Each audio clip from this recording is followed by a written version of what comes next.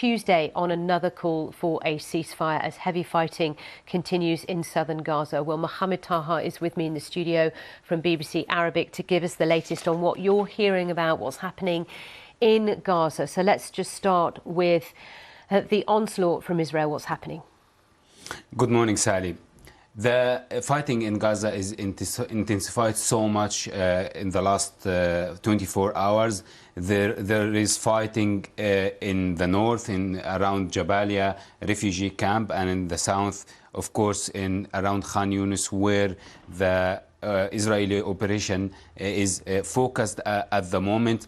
The news and the footage that we get from Gaza, for some reason, is coming only from the Hamas side. So the Hamas side are saying that there are tens of Israeli soldiers are killed. They managed to destroy 44 armored Israeli vehicle with anti-armored missile called Al Yassin. They developed it locally, and they showed footage of that. We cannot 100% verify this footage, but we can see this footage in the media and in social media outlets.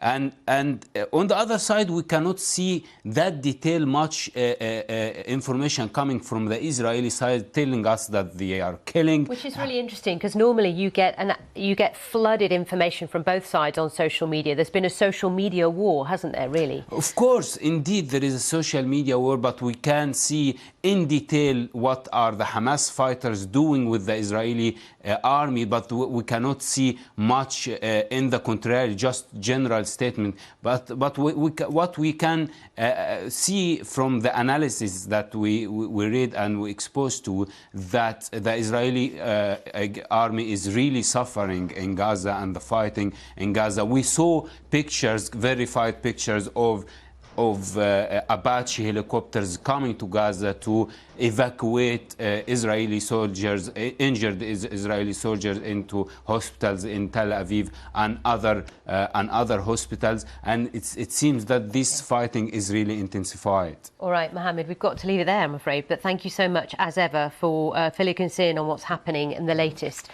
But we need to move on and talk about